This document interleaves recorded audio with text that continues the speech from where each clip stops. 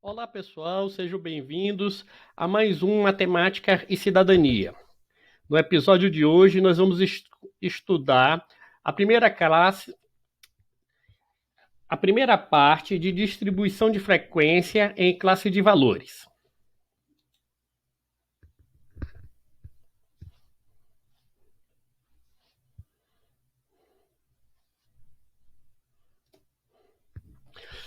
Quando é que a gente usa? A gente usa a distribuição em classe de valores, primeiro, quando a variável é contínua.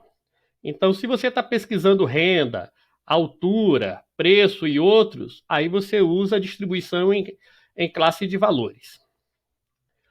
Outro motivo é quando há uma diferença muito grande entre os valores discretos observados. Ou seja, você fez uma pesquisa com 200 pessoas sobre idade. A menor idade é 20 e a maior 70.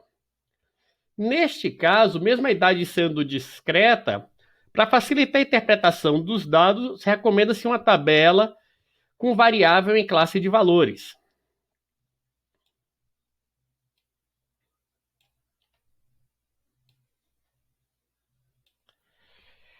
Ok?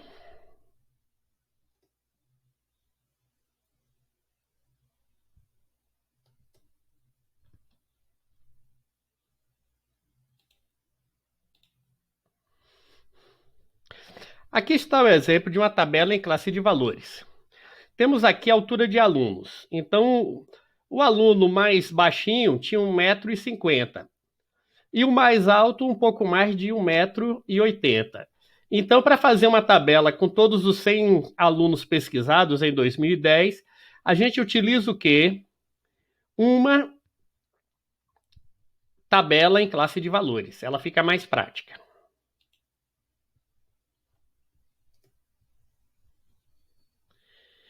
Vamos falar sobre intervalo de classe. Por exemplo, intervalo de classe. Quando essa barra aqui está do lado do número, significa que esse número faz parte. Quando não tem essa barra, significa que o número não faz parte. Ou seja, se você tem um intervalo nessa forma, de 9 a 12, significa que o menor número é 9 e o maior é 11,99999. Aqui o contrário. Note que não tem uma barra desse lado desse. Significa que o 5 não faz parte. Então a tabela começa em 5,00 alguma coisa e vai até 10.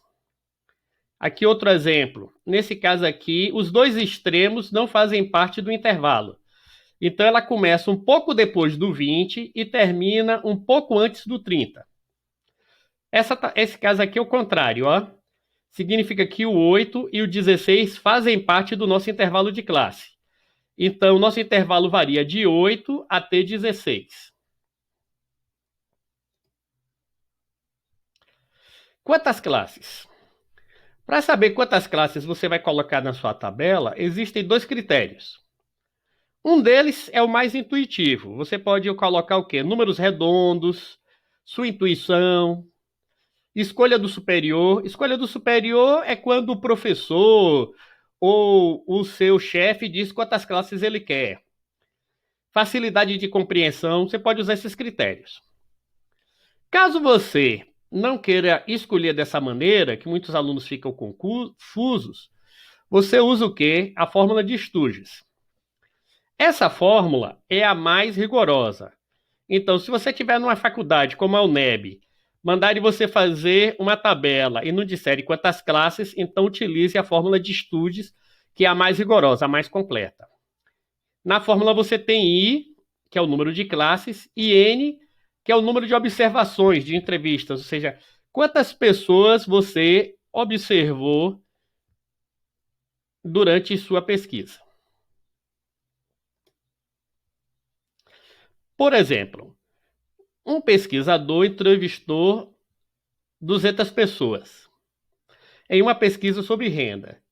Se a menor renda foi R$ 200 e a maior 20 mil, quantas classes a tabela deve ter? Use uma calculadora científica.